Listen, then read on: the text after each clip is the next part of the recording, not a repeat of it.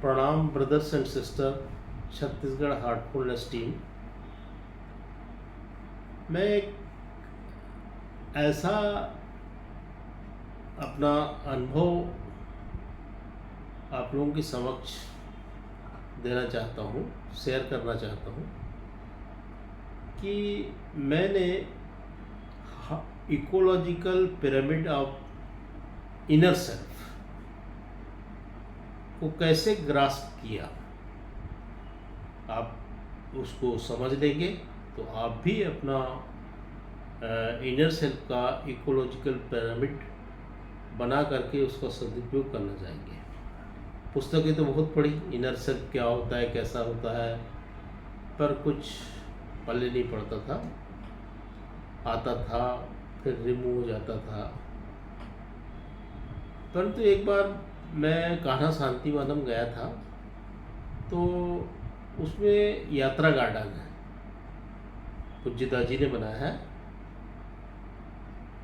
उसकी यात्रा जब मैंने किया तो मुझे ecological pyramid of inner self का सत्य पता चला। मेरे साथ में ब्रदर अनिल शर्मा, जो कि बिलासपुर जोन के जोनल कोऑर्डिनेटर हैं, वो भी थे। हमने पहला चक्र, दूसरा चक्र, तीसरा, चौथा, पांचवा, छठवां, सातवां, आठवां, नौवां, 10वां, 11, 12, 13 सभी घूमा। पर सरस्वती चक्र यानी 8 पॉइंट के पास ही सरस्वती चक्र बनाया है हमारे पूज्यता जी ने। वहाँ जाकर मैं रुक गया और वहाँ काफ़ी समय भी बिताया। उसमें मुझे इनर सेल्फ को समझने में बहुत सहूलियत गई। मैं जान गया वहाँ पर कि एक मैं वन अधिकारी हूँ और मैं इकोलॉजिकल पिरामिड आप इकोसिस्टम तो जानता था। उसमें जो बेसिक जो परत होते हैं, उसमें पिरामिड में नीचे घास फूस, हर्ब, झाड़ियाँ, पेड़ पौधे और क्लाइंबर्स होते हैं। उसी के जो घनत्व होता है, उसकी जो रिचनेस होती है, उस पर हर्बिवोर्स जीवित रहते हैं।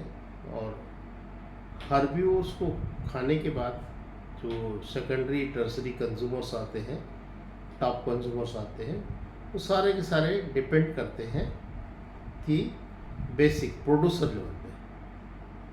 तो इनर सेल्फ को मैंने ऐसा समझा कि ठीक इसी प्रकार का ecological pyramid of inner self होता है।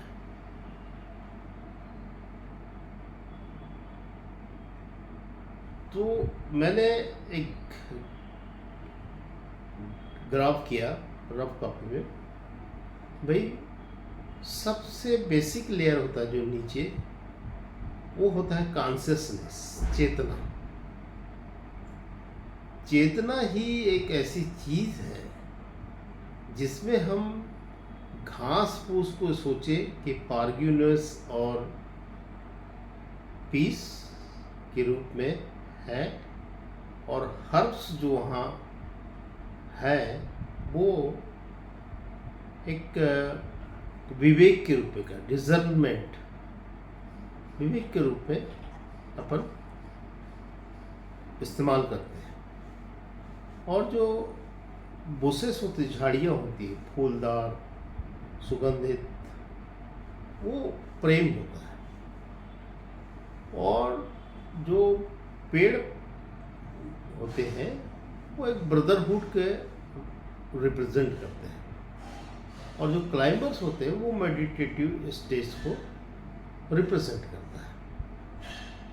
और इसी कॉन्शियसनेस की रिचनेस, गार्बेजलेस और वीडलेस होने पर हमारा माइंड, जो कि सेकंड लेयर बनाता है, माइंड सेकंड लेयर बनाता है, वो नरिशमेंट लेता है हमारे कॉन्शसनेस से।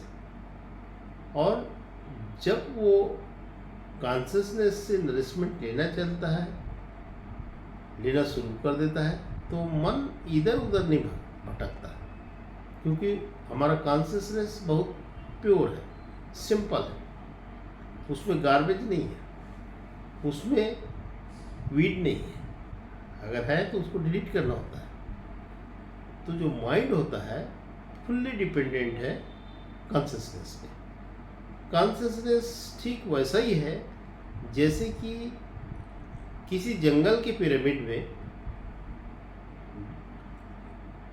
जो धरातली जो चारागाह होता है और फ्लोरा होता है, उसको हम मान सकते हैं कि भाई इसमें यदि हमारे इनर सेल्फ में यदि क्षमा है,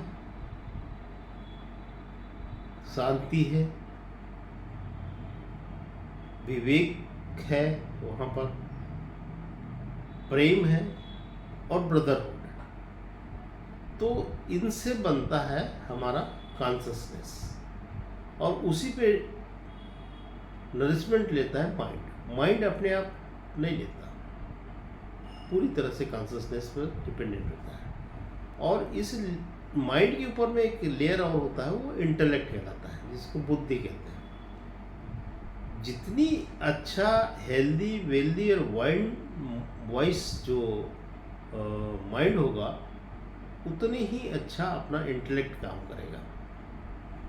और इंटेलेक्ट जब काम करने लगता है, सक्रिय हो जाता है, तो ये मान के चलिए कि हम सुपर कॉन्शियस लेवल पे वर्क करने लगते हैं।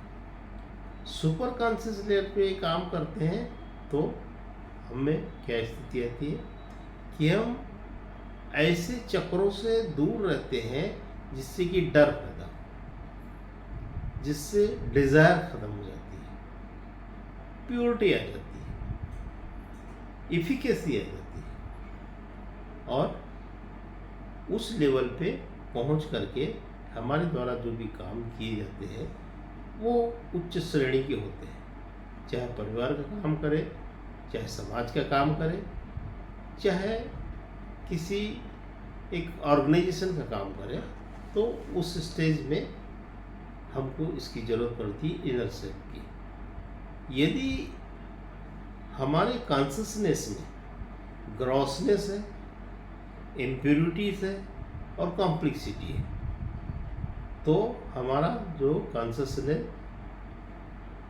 पुअर क्वालिटी का होगा, इसको हटाना होता है। और मेडिटेटिव स्टेज में रह करके डेली उसकी प्रैक्टिस करते रहने से गार्बेज नहीं होते, उसमें वीड नहीं आने लगते, क्योंकि डेली काम कर रहे हैं हम, शाम में इवनिंग क्लीनिंग करके उसको वॉश करते रहे। तो ये जो ecological pyramid of inner self होता है, ये वहाँ पर कार्य करता है। यही कारण है कि जो कान्हा का जो एम्बियंस है, कान्हा की शांतिवनम की जो फ्लोरल स्ट्रक्चर है, वहाँ बर्ड्स है, वहाँ जो भी जाता है वह प्रभावित हो जाता है। तो ecological pyramid of inner self हम टीम के सभी लोगों को बनाना चाहिए। बहुत इजी है, इस पिरामिड को समझ लेगा तो वो एक बहुत अच्छा अभ्यासी बन सकता है, बहुत अच्छा जोनल कोऑर्डिनेटर बन सकता है, प्रिसेप्टर बन सकता है। और ठीक वैसे ही जैसे कि जो फॉरेस्ट ऑफिसर यदि इकोलॉजिकल पिरामिड ऑफ इकोसिस्टम को समझ लेता है, तो उसको जंगल की सुरक्षा करना, उसको मेंटेन करना वह जान जाता है।